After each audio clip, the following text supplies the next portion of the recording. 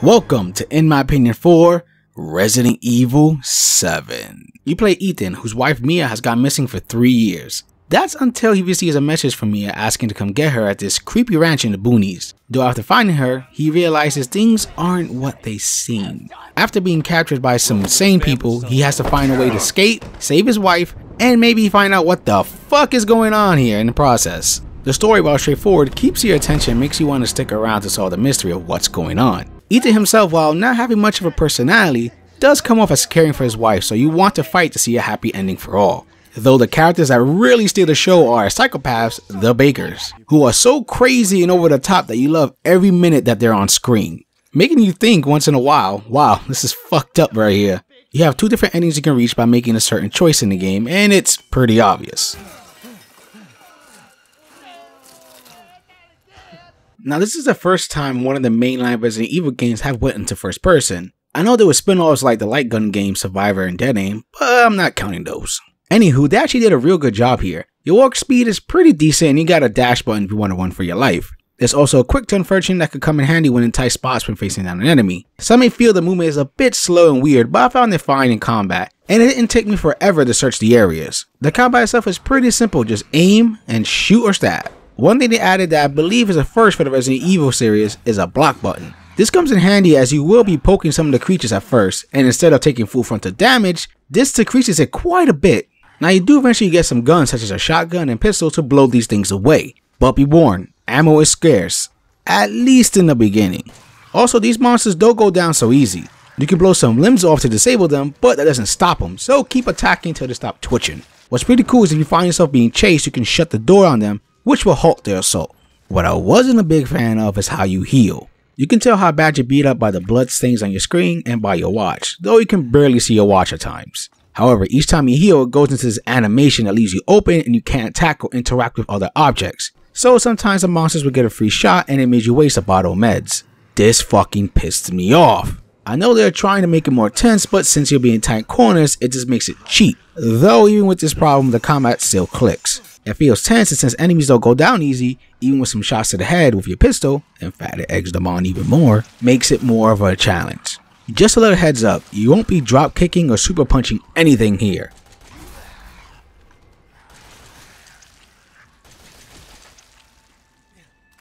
To keep up the variety in gameplay, some sections of the grounds has you facing certain family members and it feels pretty different from one another, such as the first house where the father is your main foe, popping up here and there to hunt you down. It felt kind of like a Mr. X / Nemesis deal. It's tense and it keeps you on your toes. And then there's another section where you face the son who has watched one too many Saw movies, leaving booby traps and such. This type of stuff made me excited to see every new area. If you're wondering about the puzzle situation in this game, well, there aren't many, barely any, and nothing special really, just very standard stuff. Like previous Resident Evil games, there is an inventory system where you gotta move stuff around to neatly fit, but you do get more space as the game goes along in the form of backpacks. Also, don't worry, you still have your safe rooms where you can drop items and save.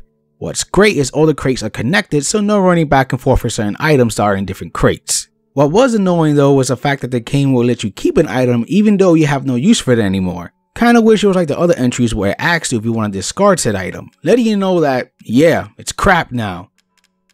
One of the things added here is a combined system that kinda reminds me of Resident Evil 3's make and ammo mechanic.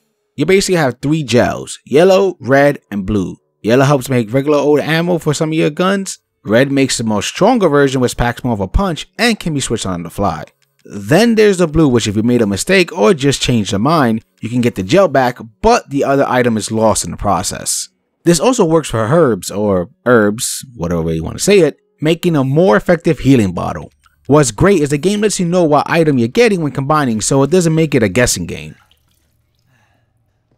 Now, besides the usual files around the house that expand on exactly what's going on, there are other little collectibles. There's coins which help open little bird cages that has syringes to increase health or reload speed, and there's even a gun locked away in one of these cages that some would call a good old friend from past Resident Evil games. You can find football figures that help unlock after game goodies that you can use for future playthroughs. There's also these treasure photos which when you search the area gives you a little gift like a repair kit that allows you to gain a brand new and most importantly, powerful weapon. Some of these are hidden pretty damn well, Luckily, there's a pill that can help you find every single item in the game, but it only lasts for a bit and there's a limited amount. Now you can always go back into all the areas on the grounds until a certain point, then it's locked off, so be sure to do the most searching you can. Also, the game does keep track of how many items you got, but the only ones I carry over is the football figures. While exploring this hellhole, you also run into tapes you can watch and actually play. These help expand more on what's been going on and clears up some stuff. They can also give you hints on what's to come, and maybe open a drawer here and there that should be closed in the present time.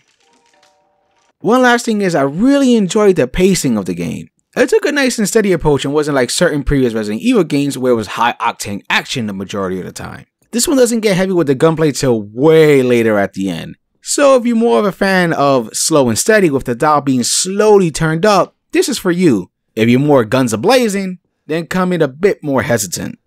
Man, when they said they were going back to the old school atmosphere, they were not kidding. Besides the fact the game looks great, it's also dripping with horror atmosphere. Every new area is varied and stands out on its own. It's a real treat to see what they will do next. Character models are well done, and so are character designs, mainly the Psycho family you'll be facing. They look so dingy and crazed, which adds to their already off-the-wall personalities. The regular grunts on the other hand are boring as they don't really change over the game.